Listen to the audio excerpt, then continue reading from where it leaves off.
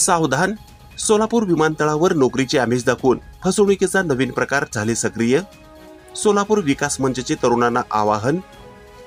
सोलापूर विमानतळावरून लवकरच प्रवासी विमानसेवा सुरू होणार असल्याच्या घोषणेने शहरातील तरुणांमध्ये आशा निर्माण झाली आहे। मात्र या संधीचा गैरफायदा घेत काही फसवे लोक तरुणांना नोकरीचे आमिष दाखवून त्यांच्याकडून पैसे उकळण्याचा घोरकधंदा सुरू केला आहे।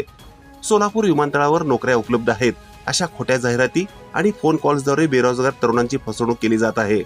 फसवे लोक स्वतःला विमानतळ अथवा नागरी उड्डयन मंत्रालयाशी संबंधित अधिकारी असल्याचे भासवत आहेत। ते सोलापूर विमानतळासाठी विविध पदांसाठी अर्ज मागून नोकरी देण्याचे खोटे आश्वासन देतात। यासाठी 5,000 ते 50,000 रुपयांपर्यंत प्रोसेसिंग फीस, ट्रेनिंग फीस किंवा सिक्युरिटी डिपॉझिट म्हणून रक्कम मागितली जाते। या फसवणुकीत तरुणांचा पैसा घेऊन ते गायब होतात आणि नंतर त्यांच्याशी संपर्क करणे अशक्य होते।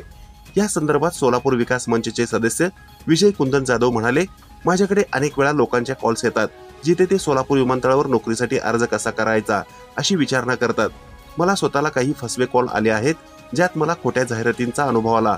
सोलापूरच्या तरुणांनी सतर्क राहून अशा प्रकारांना बळी न पडण्याचे आवाहन सोलापूर विकास मंचचे सदस्य विजय कुंदन जाधव यांनी बुधवारी सायंकाळी 7 वाजण्याच्या सुमारास पत्रकारांशी बोलताना केले आहे। आम्हाला बळ आहे तुमच्या सगळ्याचं।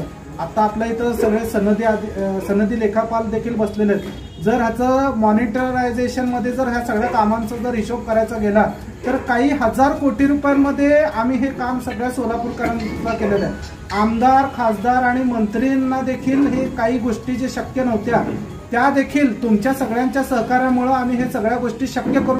तर काही टाळ्या आपण स्वतःसाठी वाचूया। तर गेल्या 4 वर्षामध्ये मी काय ताज्या घडामोडी पाहण्यासाठी आजच महाराष्ट्र सुखदेव न्यूज या YouTube चॅनलला लाईक आणि सबस्क्राईब करा। ताज्या घडामोडी पाहण्यासाठी आजच महाराष्ट्र सुखदेव न्यूज या YouTube चॅनलला लाईक आणि सबस्क्राईब करा।